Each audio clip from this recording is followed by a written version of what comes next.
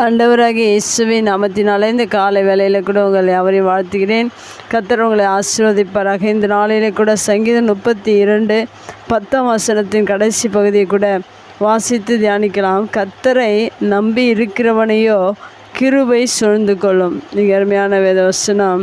இந்த வேத வசனத்தில் கூட கர்த்தரை நம்பும்போது எப்படிப்பட்ட ஆசீர்வாதத்தை தேவன் கொடுக்கிறார் என்று எழுதப்பட்டிருக்கிறது. மெய்யாகவே உங்களுடைய வாழ்க்கையில் அநேக நம்பிக்கை இருக்கலாம், ஆனால் கர்த்தரை நம்புகிறவனையோ கிருபை சூழ்ந்து கொள்ளும் என்று இங்கு சொல்லப்பட்டிருக்கிறது.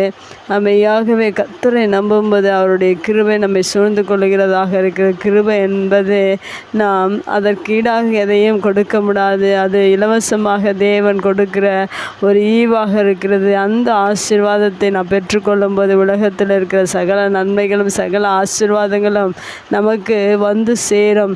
அந்த கிருபை ஒரு மனிதன் கர்த்தரை நம்பும்போது அது சூழ்ந்து கொள்ளுகிறதாக இருக்கிறது. நம்மை சூழ்ந்து கொள்ளுகிறது என்றால் அதை யாரும் பார்க்க முடியாது, அதை யாரும் உணர முடியாது. ஆனால் கிருபை சூழ்ந்திருக்கிறதை உங்களால் உணர முடியும். யாரெல்லாம் கர்த்தரை நம்புகிறார்களோ அவர்கள் எல்லாம் உங்களை சுற்றிலும் கிருபை இருக்கிறதை நீங்கள் உணர முடியும். அந்த கிருபை தான் ஒரு மனிதனை ஆசீர்வதிக்கிறது. அந்த கிருபை தான் ஒரு மனிதனை உயர்த்துகிறது. அந்த கிருபை தான் ஒரு மனிதனை ஒவ்வொரு நாளிலும் பாதுகாக்கிறது. அந்த கிருபை தான் ஒரு மனிதனை பரிசுத்தப்படுத்துகிறது. இன்னும் நாம் சொல்லிக்கொண்டே போகலாம். அந்த கிருபையினாலே சகல ஆசீர்வாதங்களுக்கும் ஒரு மனிதனுக்கு வந்து சேருகிறது, பரத்திலிருந்து, தேவனிடத்திலிருந்து. அதுபோல் உங்களுடைய வாழ்க்கையில் இன்று அநேக நம்பிக்கைகள் உங்கள் வாழ்க்கையில் இருந்து அந்த நம்பிக்கையின் நிமித்தமாக அநேக தோல்விகளை சந்தித்திருக்கலாம். அநேக காரியங்களில் நான் வெற்றி அடைய முடியாதபடிக்கு நம்பி அநேக நேரங்களில் ஏமாற்றம் அடைந்திருக்கலாம். ஆனால் கர்த்தரை நம்பும்போது நம்மை தேவனுடைய கிருபை சூழ்ந்து கொள்கிறது என்று இந்த வசனத்தை நாம் வாசிக்கும்போது நாம் சற்று தியானிப்போம் என்றால், அதை யோசிப்போம் என்றால், அவருடைய கிருபை மேலானது. ஏனென்றால் அவருடைய கிருபை எப்படிப்பட்டது என்று சங்கீத புஸ்தகத்தில் சொல்லப்பட்டிருக்கிறது. வானத்துக்கும் பூமிக்கும் எவ்வளவு உயரமோ அவருக்கு பயப்படுகிறவர்கள் மேல் அவ்வளவு கிருபை பெரியதாக இருக்கிறது என்று சொல்லப்பட்டிருக்கிறது.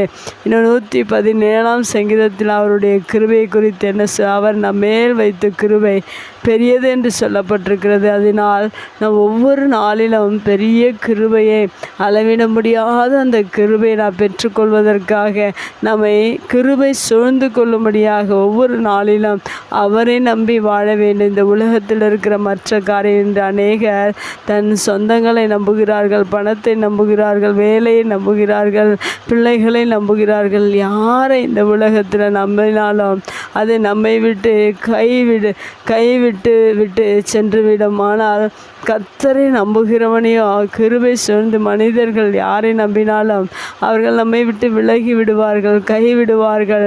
அவர்கள் உதவி செய்ய முடியாதபடி மறுத்து விடுவார்கள், நம்மை ஏமாற்றமடைய செய்வார்கள். ஆனால் நீங்கள் கர்த்தரை நம்பும்போது அவர் கிருபை உங்களை சூழ்ந்து கொள்ளுகிறதாக இருக்கிறது. இன்னும் சங்கீதத்தில் தாவீது கூட சொல்லியிருக்கிறார், கிருபை நம்மை தொடரும் என்று சொல்லியிருக்கிறார். அதுபோல் உங்களுடைய வாழ்க்கையில் எப்படிப்பட்ட கிருபையை நீங்கள் பெற்றுக்கொள்வதற்கு நாம் செய்ய வேண்டிய காரியம் கர்த்தரை நம்பி வாழ்வோம்.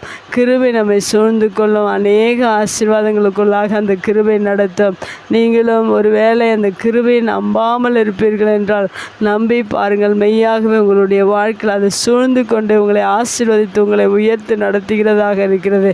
கண்களை மூடி ஜெபிக்கலாம். எங்கள் அன்பு தகப்பனே, இந்த அருமையான வார்த்தைக்காய் நன்றி செலுத்துகிறோம். உம்மை நம்பும் போது உம்முடைய கிருபை எங்களை சூழ்ந்து கொண்டு எங்களை உயர்த்தி ஆசீர்வதித்து பாதுகாத்து ஒவ்வொரு நாளும் நடத்துகிறதற்காக நன்றி செலுத்துகிறோம். இப்படிப்பட்ட கிருபையை அநேகருடைய வாழ்வில் நீர் கொடுத்து அவர்களை ஆசீர்வதித்து உயர்த்தும்படியாக நம்முடைய கரத்தில் ஒப்பு கொடுக்கிற இந்த புதிய நாளிலே கூட கிருபைக்காய் நம்முடைய சமூகத்தில் காத்திருக்கிற நம்புகிற ஒவ்வொரு பிள்ளைகளையும் நம்முடைய கிருபை சூழ்ந்து கொள்ளும்படியாக நீர் செய்கிறதற்காக நன்றி செலுத்துகிறோம். தொடர்ந்து உங்கள் பிரச்சனைகளோடு கூட இருக்கட்டும். இயேசுவின் நாமத்தில் ஜெபம் கேளும் நல்ல பிதாவே, ஆமேன்.